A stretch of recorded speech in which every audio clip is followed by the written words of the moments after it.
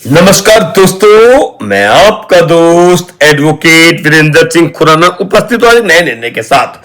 हमारे कुछ मित्रों ने कहा कि आप सिविल की वीडियो बना रहे हैं, क्रिमिनल की वीडियो बना रहे हैं, यहां तक कि डीआरटी पे वीडियो बना दी टॉपिक को लेकर, यहां तक कि आपने चेक बाउंस की बहुत सारी वीडियो बना दी, लेकिन आपने कोई भी जो डेली यूज का इनकम टैक्स से संबंधित कोई वीडियो है जो आम जनमानस के लिए भी जरूरी है, हमारे अधिवक्ता साथियों के लिए भी जरूरी है, उस विषय पर कोई वीडियो नहीं बनाई। देखिए, आज आपके प्रयास से, आपके कहने पर हम एक प्रयास कर रहे हैं कि हम इनकम टैक्स एक्ट पर भी कोई वीडियो बनाएं। इनकम टैक्स में प्रैक्टिस नहीं करते हम, इनकम टैक्स में बनाते हुए हो सकता है कि कहीं कुछ गलती भी हो सकती है, संभावना है। प्रयास करेंगे कि जो जजमेंट हम आपके सम्मुख लेके आए इनकम टैक्स एक्ट पर, उस जजमेंट पे वीडियो बनाने का पूरा प्रयास करें।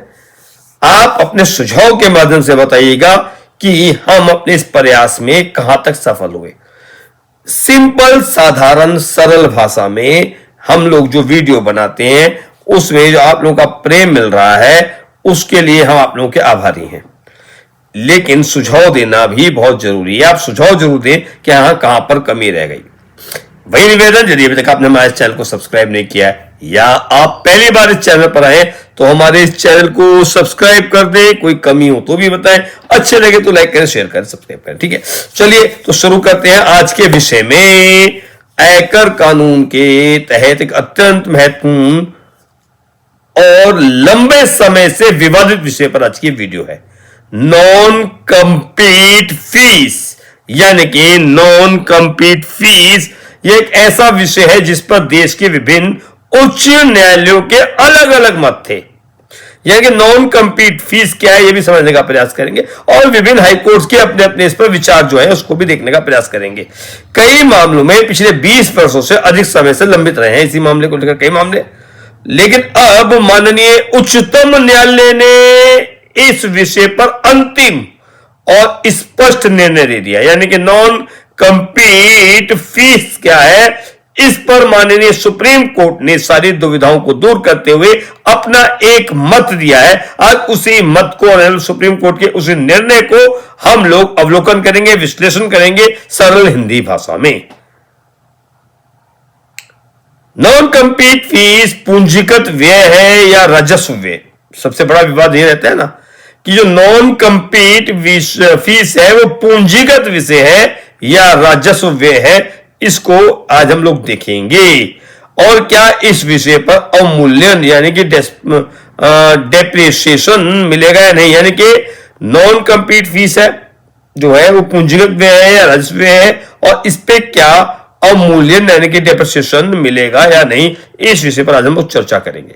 तो सबसे पहले यह समझते हैं कि नॉन कंपीट फीस होती क्या है। देखिए, जो इनकम टैक्स में प्रैक्टिस करते हैं उनको सब पता रहता है, लेकिन जो साधारण आम नागरिक हैं, जो और हमारे अधिवक्ता साथी भी हैं जो एकदम रेगुलर इनकम टैक्स में नहीं करिए, एग्जाम में पेपर है उसके बाद इस विषय पर नहीं जा पाए, तो उसमें हम लोग समझने का प्रयास करेंगे कि ये नॉन कंपीट फीस होती क्या है। एक आम आदमी समझना चाहे, एक लेमैन समझना चाहे तो नॉन कंपीट फीस क्या कहते हैं इसको समझते हैं। देखिए, नॉन कंपीट का अर्थ है प्रतिस्पर्धा ना करना। नॉन कंपीट, प्रतिस्पर्धा नहीं करना, ना करना। जब कोई व्यक्ति या कोई कंपनी यह वचन देती है, कोई व्यक्ति या फिर कंपनी यह वचन देती है कि वह भविष्य में उसी प्रकार का व्यवसाय नहीं करेगी या उसी क्षेत्र में प्रतिस्पर्धा नहीं करेगी।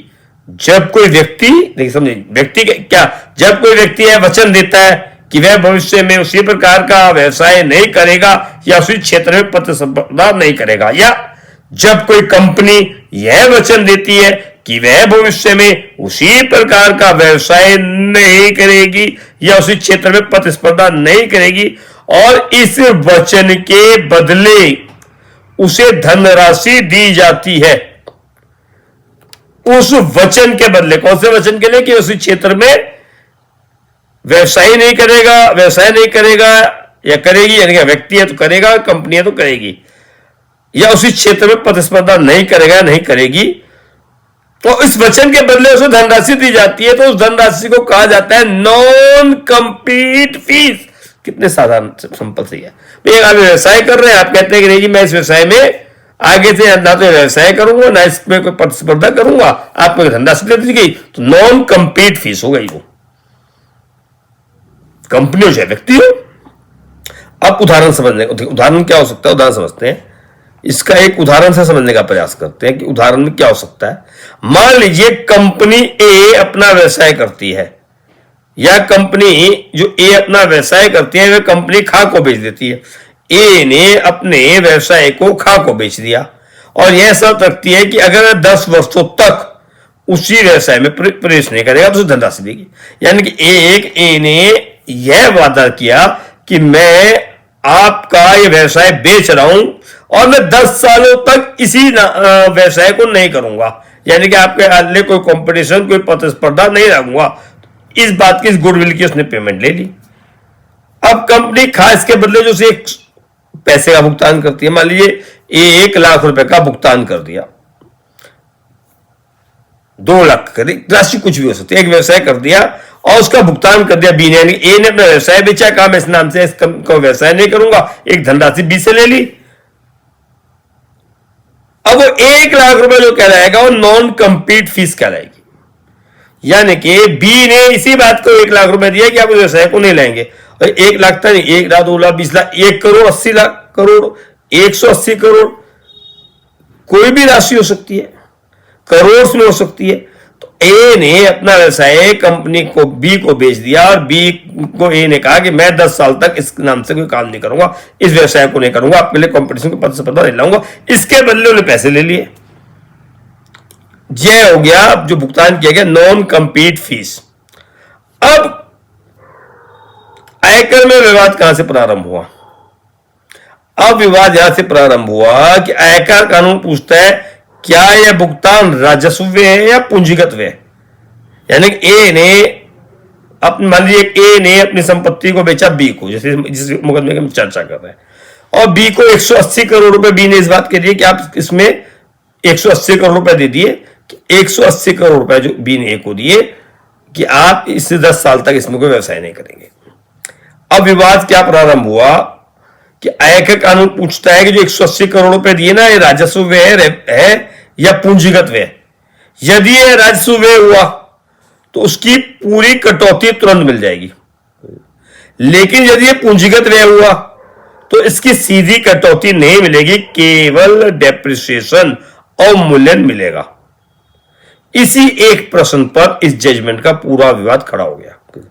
यानी कि अगर वह पैसा राजस्व व्यय है तो पूरी कटौती तुरंत मिलेगी, लेकिन अगर पूंजीगत व्यय हुआ तो सीधी कटौती नहीं मिलेगी, केवल अवमूल्यन डेप्रिसिएशन मिलेगा। यह पूरा विवाद इसी पर आया। और इस विवाद पर देखिए पूंजीगत व्यय और राजस्व व्यय का अंतर क्या है। राजस्व व्यय क्या होता है? जो खर्चे दैनिक व्यापार संचालन के लिए किया जाता है, जो लाभ कमाने की प्रक्रिया का हिस्सा होता है।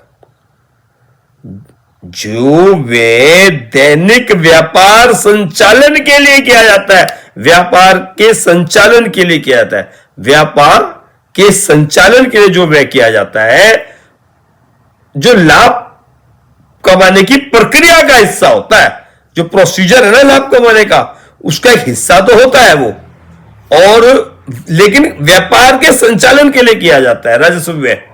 जैसे कर्मचारियों का वेतन, भवन का किराया, बिजली का बिल, विज्ञापन खर्चे। अब इससे डायरेक्ट लाभ नहीं मिल रहा है, लेकिन अगर आप कर्मचारी रखोगे तो वेतन भी दोगे, तो अल्टीमेटली लाभ तो आएगा ना, लेकिन उसकी प्रक्रिया के हिस्से में जो खर्च हो रहा है उसको राजस्व व्यय कहते हैं। धारा 37 के अंतर्गत यह स्वीकार्य है। यानी कि कर्मचारियों का वेतन, भवन का किराया, बिजली का बिल, विज्ञापन खर्चे, ये सब धारा 37 के अंतर्गत स्वीकार्य होते हैं। अब पूंजीगत व्यय क्या होता है? जो व्यय दीर्घकालीन लाभ प्रदान करता है, जो व्यवसाय की संरचना से को मजबूत करता है, जो व्यवसाय की संरचना को मजबूत करता है, दीर्घकालीन लाभ प्राप्त करता है, जैसे कारखाना खरीदना, ब्रांड या ट्रेडमार्क अधिकृत करना, लाइसेंस या फ्रेंचाइजी प्राप्त करना। देखो फ्रेंचाइजी भी प्राप्त की जाती है ना। ऐसे व्यापार पर व्यय पर तत्काल कटौती नहीं मिलती, केवल अवमूल्यन डेप्रिसिएशन दिया जाता है। अब धारा 37 और धारा 32 का सरल अर्थ क्या हुआ? देख कुछ शब्द हिंदी के आपको हम सर हिंदी में प्रयास कर रहे हैं ना। धारा 37 कहती है यदि कोई व्यय पूंजीगत प्रकृति का है तो उस पर कटौती नहीं दी जाएगी। यदि कोई व्यय पूंजीगत प्रकृति का है, कैपिटल गेन प्रकृति का है, यदि कोई व्यय पूंजीगत प्रकृति का है तो उस पर कटौती नहीं दी जाएगी। पूंजीगत व्यय कौन कौन से हो गए?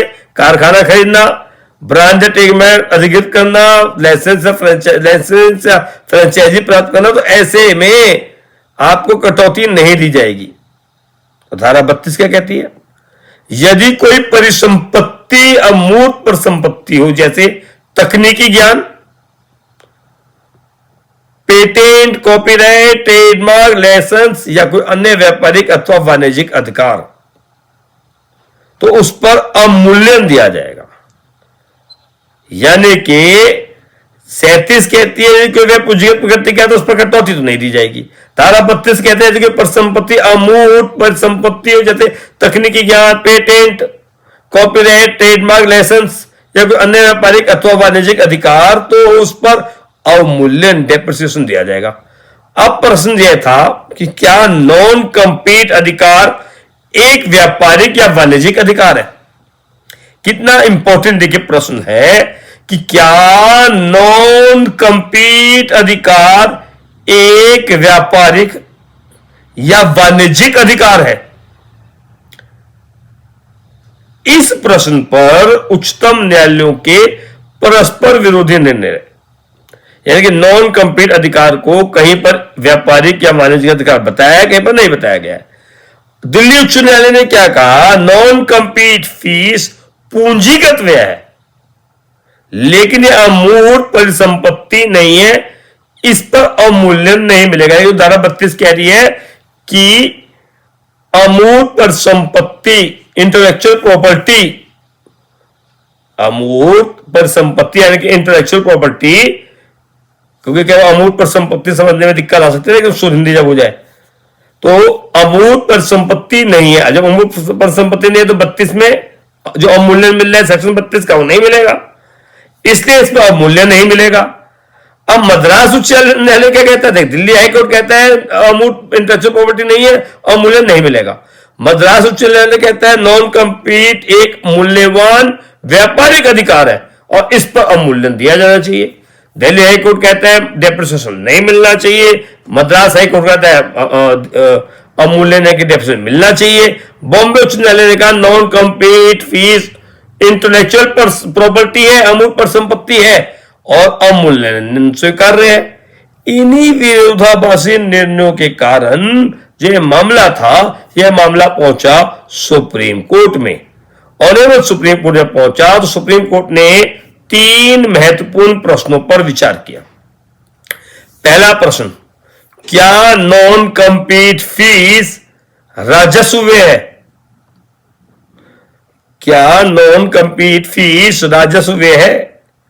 न्यायालय ने उत्तर दिया नहीं, नॉन कंपीट फीस राजस्व व्यय नहीं है, क्योंकि नॉन कंपीट फीस से प्रतिस्पर्धा समाप्त होती है, व्यवसाय को संरक्षित बाजार मिलता है और दीर्घकालीन लाभ प्राप्त होता है।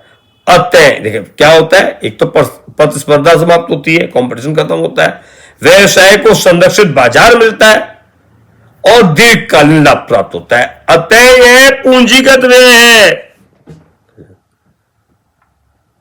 दूसरा प्रश्न, क्या नॉन कंपीट अधिकार एक परिसंपत्ति है, एक प्रॉपर्टी है?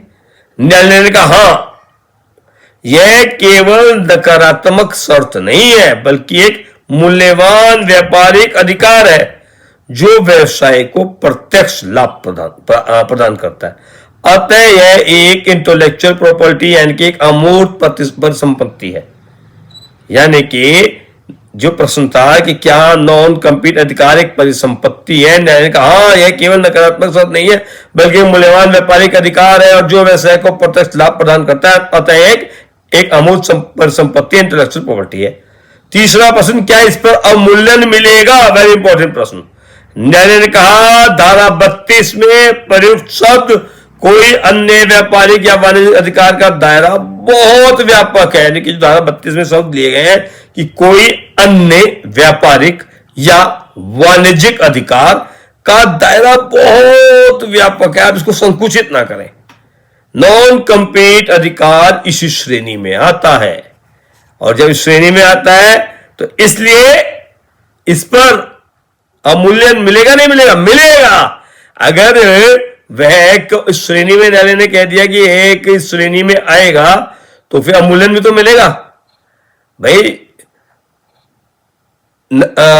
एक मूल्यवान व्यापारिक पे अगर एक इंटेलेक्चुअल प्रॉपर्टी है, कौन सा? कंपीट नॉन कंपीट अधिकार अगर अमूर्त परिसंपत्ति इंटेलेक्चुअल प्रॉपर्टी है तो धारा 32 शब्द क्या है? कोई अन्य व्यापारिक या वाणिज्यिक अधिकार। अब इसको कोई व्यापारिक या वाणिज्यिक अधिकार को अगर संकुचित ना करके इसका बिल्कुल दायरा बढ़ा दे, व्यापक कर दे, तो नॉन कंपीट अधिकार भी इसी श्रेणी में आएगा और उस पर अवमूल्यन डेप्रिसिएशन दिया जाएगा। और इन्होंने सुप्रीम कोर्ट ने बिल्कुल क्लियर कर दिया। सर्वोच्च न्यायालय का जो अंतिम निष्कर्ष था वह था कि यह है जजमेंट में नॉन कंपीट फीस पूंजीगत व्यय है, यह राजस्व व्यय नहीं है, लेकिन यह एक इंटेलेक्चुअल प्रॉपर्टी, एक अमूर्त परिसंपत्ति है। अतः धारा 32 के अंतर्गत इस पर अवमूल्यन मिलेगा, अवमूल्यन मिलेगा, अवमूल्यन मिलेगा। अब यह कानून पूरी तरह स्पष्ट और स्थापित हो चुका है। अब देखिए इस निर्णय से क्या हुआ? लंबित आयकर मामलों को राहत मिलेगी, चार्टर्ड अकाउंटेंट और अधिवक्ताओं को स्पष्ट दिशा मिलेगी, व्यवसाय अधिकरण समझौते अधिक स्पष्ट होंगे और भविष्य में विवाद कम होंगे। तो ये ऑनरेबल सुप्रीम कोर्ट का निर्णय है। यदि देखिए अब यदि ये वीडियो आपको उपयोगी लगी, उसका साइटेशन बताने से पहले भाई कि यदि आपको ये वीडियो उपयोगी लगी हो तो इसे अवश्य लाइक करें, चैनल को सब्सक्राइब करें, जानकारी को साझा करें, शेयर करें।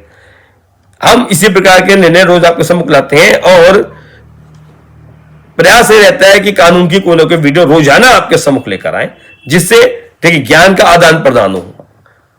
हम कुछ आपको बताएंगे, कुछ आप हमें बताएंगे, इसी तरह एक ज्ञान का आदान प्रदान होता रहेगा। कोई चीज हम लेके आएंगे, कोई आप कमेंट में बताएंगे, तो इस तरह एक ज्ञान का जो है अविरल गंगा बहती रहेगी। इसका साइटेशन भी आपको बताया था, देखिए स्क्रीन पे आपके सम्मुख इसका साइटेशन आ गया होगा। अब इसका साइटेशन देखिए, in the Supreme Court of India civil appellate jurisdiction, civil appeal number 14072 of 2014, Sharp business system, finance director mister Joshiba मिजुनो,